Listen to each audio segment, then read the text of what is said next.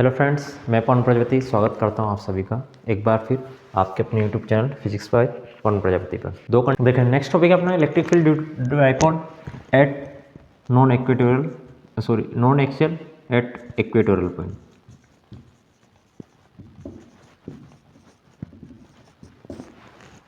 विद्युत क्षेत्र निरक्षीय स्थिति पर, कहाँ पर? निरक्षीय स्थिति पर। ठीक है, अब देखें इसमें क्या होता है अपने पास में, ये डायग्राम है।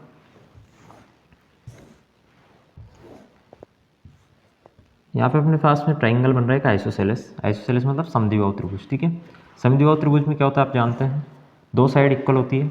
यहाँ पे मिड पॉइंट ये नेगेटिव चार्ज लेंगे लेफ्ट साइड में -q, इधर लेंगे +q राइट साइड में। ठीक है, राइट साइड में क्या लेंगे प्लस का, और नेगेटिव कहाँ पे लेंगे अपन, लेफ्ट साइड में। ठीक है, आगे देखें ध्यान से, इसके मिड पॉइंट यानी मध्य बिंदु से अपने को ये डिस्टेंस आपको पता है a है होती है। ठीक है, दोनों के बीच की a डिस्टेंस यहाँ से यहाँ तक की, इस मिड पॉइंट यानी मध्य बिंदु से डाइपोल का जो मध्य बिंदु है द्विध्रुव का, यहाँ से स्मॉल r डिस्टेंस पे कोई पॉइंट P है। ठीक है, यहाँ पे अपने को फाइंड आउट करना है क्या, इलेक्ट्रिक फील्ड इन दोनों की वजह से। तो क्या बनेगा आपके पास में, देखें, एक तो +q चार्ज की वजह से बनेगा और दूसरा -q चार्ज की वजह से बनेगा। तो क्या बनेगा, देखें, +q की वजह से जो होता है डायरेक्शन होती है अवे द पॉजिटिव चार्ज। कैसी होती है, अवे, यानी यहाँ पे अपन E1 ले लेते हैं। दूसरा अपने पास जो बनता है वो बनता है नेगेटिव, तो नेगेटिव वजह से क्या होती है, टूवर्ड्स, यानी उसी की ओर होती है। प्लस के कारण अपनी ओर होती है और प्लस के कारण अवे होती है, दूर होती है, और नेगेटिव वजह से टूवर्ड्स होती है यानी अपनी ओर होती है। ठीक है, तो इसका रिजल्टेंट इधर है यानी E2 यहाँ पे बनेगा, इसकी वजह से जो बन रहा है E1 ऊपर बन रहा है। तो इन दोनों का जो रिजल्टेंट मिलेगा अपने को वो इस डायरेक्शन में मिलेगा। तो E1 का यहाँ पे बात करेंगे रिजल्टेंट, तो ये अपने पास में जो E1 है ये आ गया दोनों कंपोनेंट के बीच में, x और y के बीच में। तो यहाँ पे इसके बनेंगे कंपोनेंट्स। E1 का जो यहाँ पे कंपोनेंट बनता है वो बनता है E1 cos थीटा। ठीक है, और E2 के लिए ये इसके साथ एंगल बना रहा था, ये वाला बन जाएगा इसके साथ में कौन सा, E2 cos थीटा, क्योंकि ये हॉरिजॉन्टल है, इसके साथ एंगल बना रहा है तो ये थीटा। ठीक है, यहाँ एंगल मान लेता हूँ मैं थीटा और यहाँ भी एंगल लेता हूँ थीटा। तो ये थीटा है तो ये वाला भी थीटा हो गया, कौन से, अल्टरनेट इंटीरियर से यानी एकांतर, अंत एकांतर से। ठीक है, ये वाला थीटा है तो ये वाला भी थीटा हो जाएगा, कौन सा एंगल से, कॉरेस्पॉन्डिंग एंगल यानी संगत कोण से। ठीक है, रिजल्टेंट आपको मिल रहा है E1 E2। अब यहाँ पे ये कंपोनेंट आपने कर दिए, E1 का E1 cos थीटा यहाँ, E1 का E1 sin थीटा वाला इस वाले परपेंडिकुलर पे आपको दिखेगा E1 sin थीटा। ऐसे आपके E2 cos थीटा इस डायरेक्शन में, तो E2 sin थीटा कहाँ दिखेगा आपका, नीचे ऐसा E2 sin थीटा इस वाले पे दिखेगा। ठीक है, ये आपके पास में E2 sin थीटा हो जाएगा। तो आपका जो रिजल्टेंट मिलेगा वो cos थीटा वाले कंपोनेंट की वजह से यानी cos थीटा घटक की वजह से मिलेगा। क्यों, क्योंकि E1 sin थीटा और E2 sin थीटा जो है एक दूसरे के परपेंडिकुलर है, सॉरी अपोजिट डायरेक्शन में है।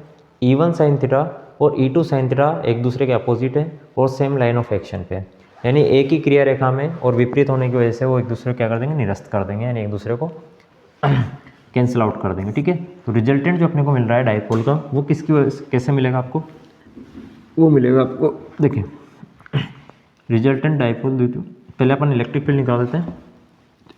Electric field E, electric field due to,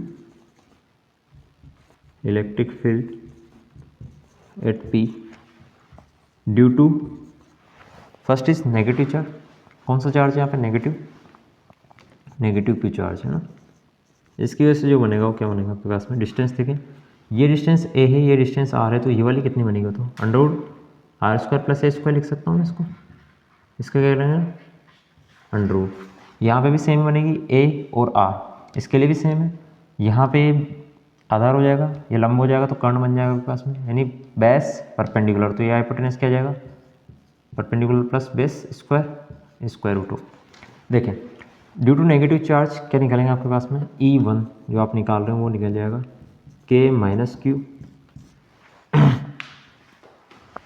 आपके पास में डायरेक्शन, ये मैग्नीट्यूड आ गया चार्ज का, आपके पास बन जाएगा क्या, KQ में R का स्क्वायर मीन्स ये वाली डिस्टेंस का स्क्वायर, तो यहाँ पे √ लगा हुआ है, जैसे स्क्वायर करेंगे तो R² + A², यहाँ से स्क्वायर हट जाएगा। ठीक है, रिजल्टेंट जो आपके पास बनेगा मैग्नीट्यूड वो क्या बनेगा, E1 = KQ, रिजल्टेंट में माइनस हट जाएगा तो KQ/R² + A², equation first.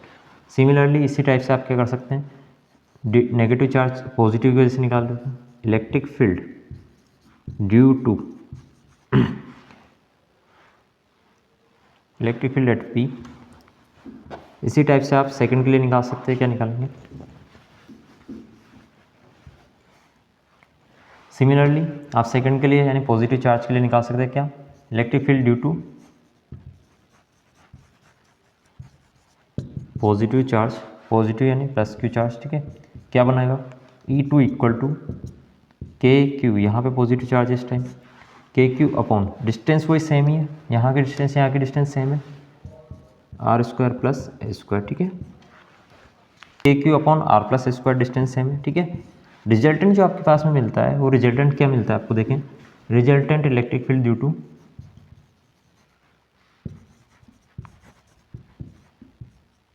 Dipole. तो आपके पास में ये E1 sine theta, E2 sine theta opposite होने की वजह से, एक ही लाइन ऑफ एक्शन में होने की वजह से एक दूसरे को कैंसिल आउट कर देते हैं। तो रिजल्टेंट आपके पास जो बनता है वो बनेगा E1 cos theta plus E2 cos theta, E1 cos theta plus E2 cos theta.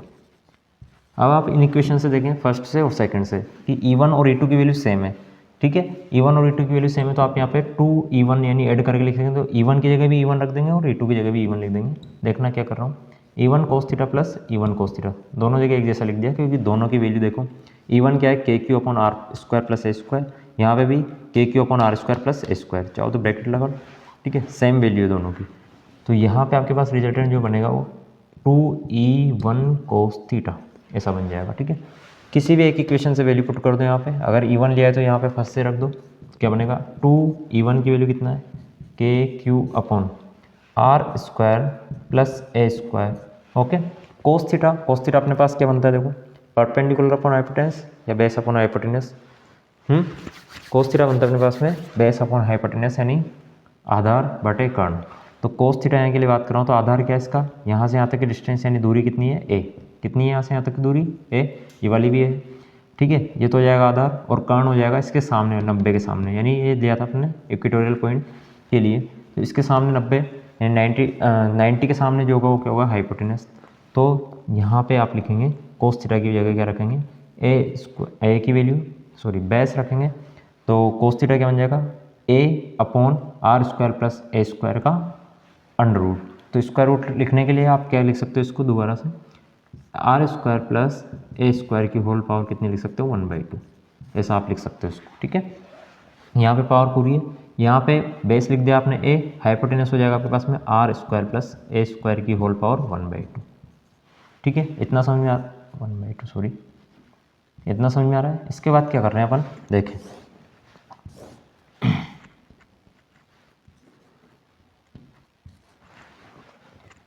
इसके बाद में यहाँ कहते हैं, ठीक है। इधर देखें, इसके बाद अपन ने क्या किया है? E is equals to 2K। अब मैंने बोला था डाइपोल आ रहा है यहाँ पे, ठीक है। Dipole electric field due to dipole करते हैं अपन, तो electric field due to dipole 2KQ A, तो Q इंटू 2A एक साथ लिख दो तो डाइपोल बन जाएगा। तो K को आगे ले लेते हैं, Q इंटू 2A एक साथ लिख देते हैं, ठीक है। अपॉन में ये देखें आर स्क्वायर प्लस ए स्क्वायर, ये पूरा एक ब्रैकेट, फिर दूसरा ब्रैकेट आर स्क्वायर प्लस ए स्क्वायर की पावर 1/2। आप बताएं इसकी पूरी पावर 1 है, इसकी पावर यहाँ पे दोनों सेम सेम बेस है और पावर 1 प्लस हाफ है, तो 1 प्लस हाफ मतलब ऐसे समझो एक ही पावर एक तो कंप्लीट है और दूसरी वाली मल्टीप्लाई में एक ही पावर 1/2 है, तो ए की पावर 1 प्लस 1/2, इसका मतलब कितना बन जाएगा? ए टू द पावर 1.5, 1.5 का मतलब क्या है? 3/2, ठीक है। तो इसको होल पावर अपन क्या लिख सकते हैं बताओ? आर स्क्वायर प्लस ए स्क्वायर होल पावर कितना लिखेंगे? आर स्क्वायर प्लस ए स्क्वायर होल पावर 3/2। वही कंडीशन यहाँ पे भी लगाएंगे, r is very greater than a होता है तो क्या होगा आपके पास में? A square will be neglect as compare to the r square, इसको नेगलेक्ट कर देते हैं। तो आपके पास में रिजल्टेंट जो निकल के आया क्या आएगा? ई इज इक्वल्स टू के पी, क्यू इंटू 2A क्या बनता है? क्यू इंटू 2A क्या बनता है आपके पास में? पी बनता है डाइपोल। इसको नेगलेक्ट कर देंगे तो ए स्क्वायर यहाँ पे खत्म हो जाएगा, इसका मतलब आर स्क्वायर की पावर स्क्वायर, यहाँ पे बचेगा आर स्क्वायर की पावर 3/2, ठीक है। 3/2। मुझे बताओ पावर के ऊपर पावर क्या होती है? मल्टीप्लाई होती है, 2 की पावर 3/2 यानी 2 इंटू 3/2, तो यहाँ पे कट होगी तो क्या बचेगा आपके पास में? ओनली 3।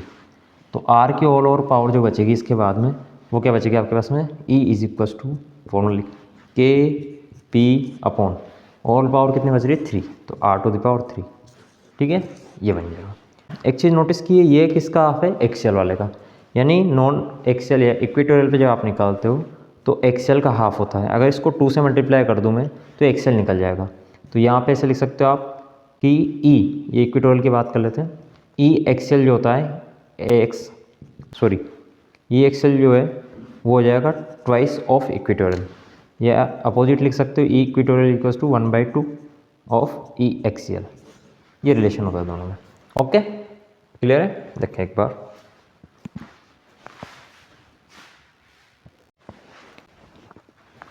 वीडियो देखने के लिए थैंक यू।